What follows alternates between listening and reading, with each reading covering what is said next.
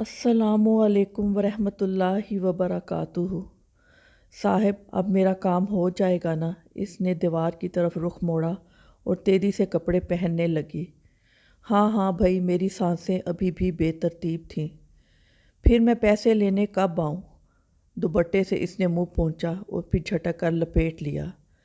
پیسے ملنے تک تمہیں 1-2 چکر تو اور لگانے ہی پڑیں گے۔ کل ہی میں مالکان سے تمہارے شوہر کا ذکر کرتا ہوں۔ میں نے شرٹ کے بٹن لگائے، ہاتھوں سے بال سنوارے اور دفتر کے پیچھے ریٹائرنگ روم کے دروازے سے باہر جھانک کر آس پاس احتیاطاً ایک تائرانہ نظر دوڑانے لگا۔ ویسے تو نیا چوکی دار وقتاً فوقتاً چائے پانی کے نام پر میری طرف سے ملنے والی چھوٹی موٹی رقم کے بدلے میں میرا خیر خواہ تھا، مگر پھر بھی میں کسی مشکل میں گرفتار نہیں ہونا چاہتا تھا۔ پھر میں کل ہی آ جاؤں؟ وہ میرے پختہ جواب کی منتظر تھی۔ کل نہیں، میں روز اس طرح یہاں آنے کا رسک نہیں لے سکتا تھا، اس لیے بس آہ بھر کر رہ گیا۔ ہائے، غریبوں کو بھی کیسے کیسے لال مل جاتے ہیں۔ میں نے نظروں سے اس کے جسم کے پیچ و خم کو تولتے ہوئے سوچا۔ ارے سنو، تم نے شلوار الٹی پہنی ہے۔ وہ چونک کر اپنی ٹانگوں کی طرف جھکی اور خجل ہو گئی۔ اسے اتار کر سیدھی کر لو، میں چلتا ہوں۔ 5 منٹ بعد تم بھی پچھلے دروازے سے نکل جانا، اور ہاں، احتیاط سے، کوئی دیکھ نہ لے تمہیں۔ زیمل خان 4 سال سے ہماری فیکٹری میں رات کا چوکیدار تھا۔ 3 ہفتے پہلے فیکٹری میں داخل ہونے والے ڈاکوؤں کے ساتھ مزاحمت میں ٹانگ پر گولی کھا کر گھر میں لاچار پڑا ہوا تھا۔ مالکان اس کے علاج کے لیے 50,000 دینے کا اعلان کر کے بھول گئے تھے۔ اس کی بیوی اسی سلسلے میں بار بار چکر لگا رہی تھی۔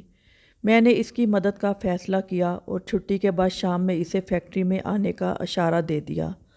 عمر اپارٹمنٹ کی سیڑھیاں چڑھتے ہوئے مجھے عقب سے اپنی بیوی کی آواز سنائی دی۔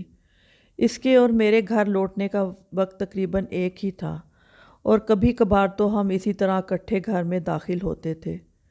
وہ ایک چھوٹے بینک میں کلرک تھی۔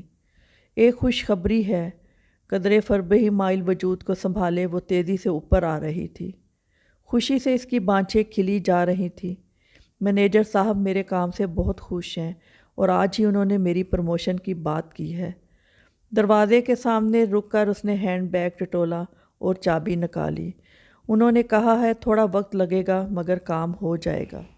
ارے واہ، مبارک ہو، میں نے خوش دلی سے اسے مبارکباد دی۔ تمہیں پتہ ہے مجھ سمیت 5 امیدوار ہیں، اور وہ آصفہ ہے نا، وہ بھی میرے حق میں نہیں، مگر ڈائریکٹر صاحب میرے کام سے بہت خوش ہیں۔ کیوں نہ ہوں، میں اتنی محنت جو کرتی ہوں، اور ویسے بھی۔ وہ گھر کے اندر داخل ہوتے ہوئے بھی مسلسل بولے چلی گئی۔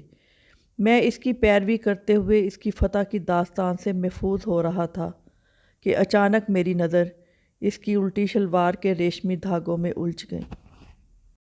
ویڈیو پسند آئے تو آپ سے ریکویسٹ ہے ویڈیو کو لائک اور شیئر کیجیے گا، اور بہت سی اچھی ویڈیو دیکھنے کے لیے چینل کو سبسکرائب بھی کیجیے گا۔ بہت شکریہ۔